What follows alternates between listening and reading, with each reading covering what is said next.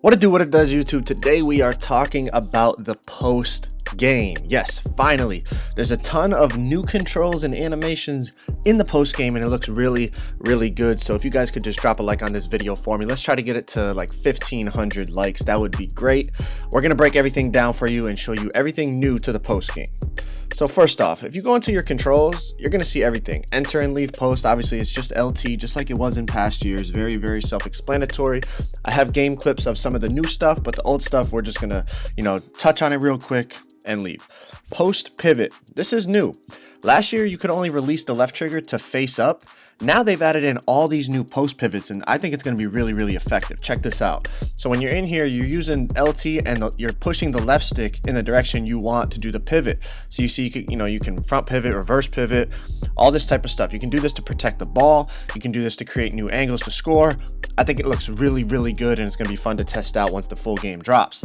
Drive the key. It's the same as last year. Just if you're facing to the left, just push the left stick to the left, and you're going to go that way.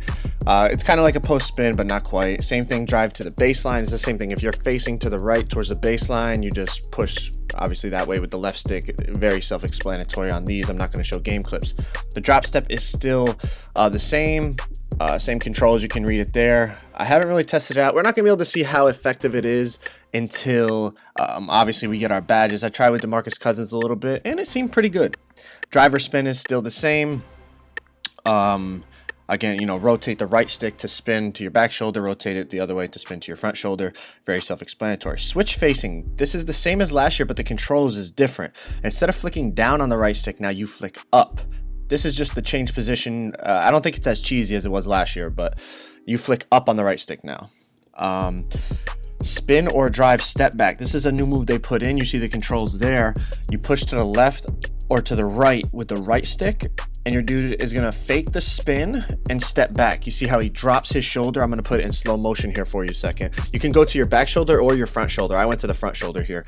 You see how he's gonna dip his shoulder like he's doing a spin, but then he's gonna step back right away. It's a great way to kind of create space, and it's gonna be interesting to see how effective it is against a human, though. Obviously, this is against the AI. Next, we have the jab step back. This is a nice little move to create space. It's much quicker than you could create space last year with the step back. So for post scores, this is going to be a great move. You see here just a little jab towards the defender. He just steps back, creates enough space to get the jump shot off. Now this one is a straight step back. He doesn't instead of dropping his shoulder forward and stepping back, now he just immediately jumps straight back. Again, it's very similar to the last one, but it is slightly different. You see it here. Boom, step back, create space, get a nice little jump shot off. Next, we have aggressive backdowns. Obviously, these were in past 2Ks. You just hold the right trigger and push into the defender, but now they've added in like this power back down. Look at this. Look at this. Bang! Sit down, boy. That's going to be OP, man. Especially if you have a smaller player on you. You just run them over. I don't know if you're going to get called for a charge in certain game modes, but that's going to be crazy, and it's going to make for some crazy mixtapes. Next, avoid steal. I really like this. You move the right stick down, and your guy is going to move the ball up, kind of like how big men do in real life. They bring the ball up so little guards can't strip them. Check this out. I've pushed it down on the right stick, so he's holding the ball up in the air. Watch when the double team comes. Double team comes, I do it again. I hold the ball up in the air, gives me time to hit Curry on the backside for a wide open jump shot. That's going to be interesting, especially in Pro-Am. Post layup, I don't recommend you do this, but it's the same as last year. A lot of times you get a heavily contested layup, and most likely you're going to miss that, so that's not really a good go-to move. The post hook, it seems to be a little bit better than it was last year. Obviously, we won't know till the full game drops, but here's the clip of it. The controls are the same. Again, this is DeMarcus Cousins. He's the best post scorer you have in the 2KU. That's why I'm using him. Next, we have the post fade. The controls are the same. Obviously, on these, they're telling you to do it with the right stick. In my opinion, you should do it with the X button, or on PS4, the square button. To do it with the X button, you're going to push the left stick away from the hoop and then hold X to time the post fade. The next one we have is the post shimmy hook. Again, same controls as last year. You can read them there if you need, or go into your own controls. Again, the hooks seem to be a little bit better than they were last year, so that's a good sign, at least for you post scorers out there.